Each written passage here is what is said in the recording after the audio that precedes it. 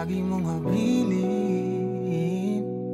Nababawi mo ang lungkot na nararamdaman at inaamin ko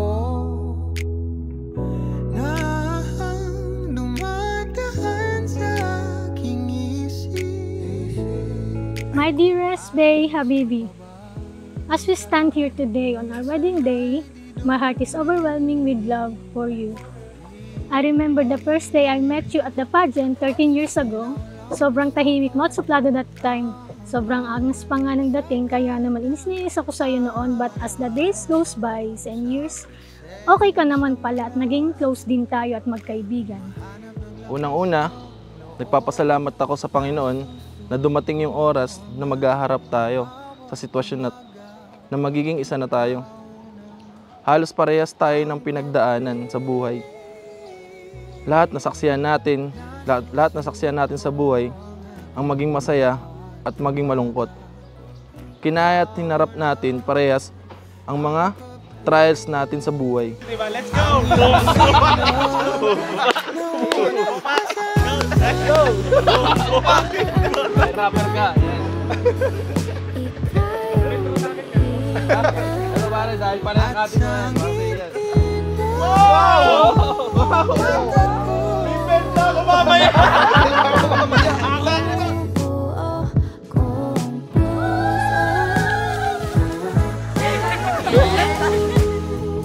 Chris, kay Abby, kay Sharpe, kay Samantha.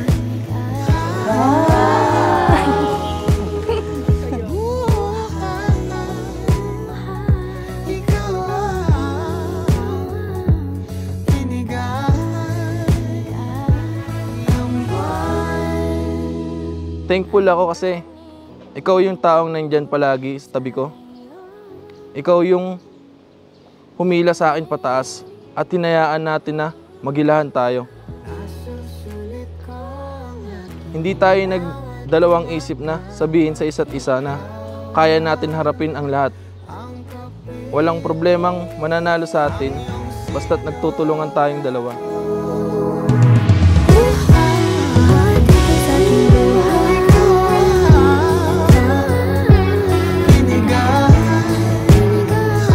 Today, I not only marry you, I also marry your dreams, your ambitions, and your beautiful soul. I vow you to be your confidant, your partner in adventure, and your comfort in times of sorrow. I promise to love you unconditionally, to respect and honor you, and to always strive to be the best version of myself. When we lose patience with each other, I promise to remind you all of the reasons we made this far.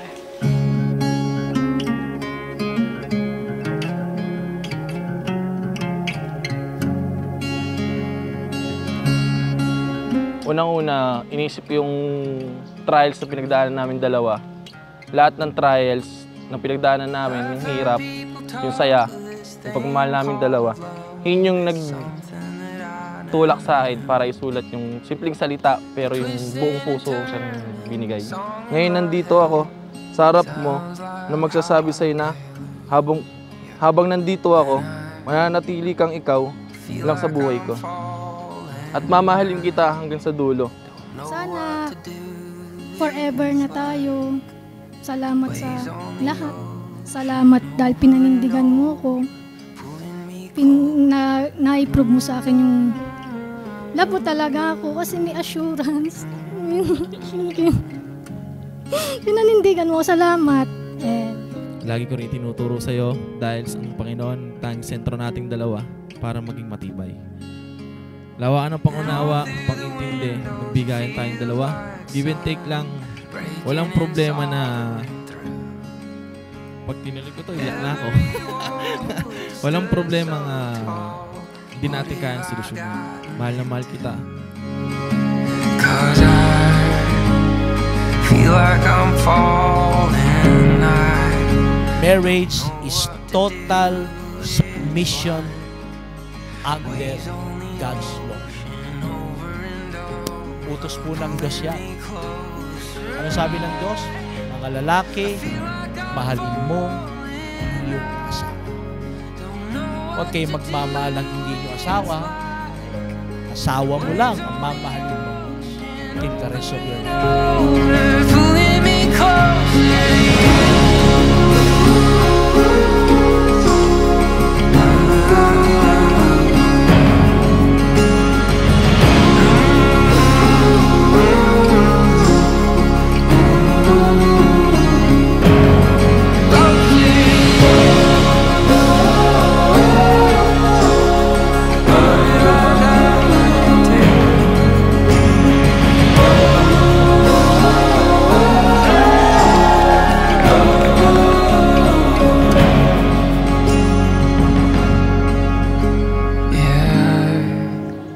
Mamahalin kita ng buong buhay ko, bilang asawa ko, bilang kabiyak ng puso ko.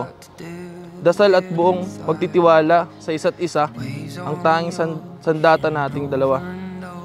Patungo sa maayos na pagsasama nating dalawa. Mahal na mahal kita. If darating man ang oras na lahat ay hindi sigurado, I'll remember that our love is sure. It's enough for me win battles with you. I love you forever.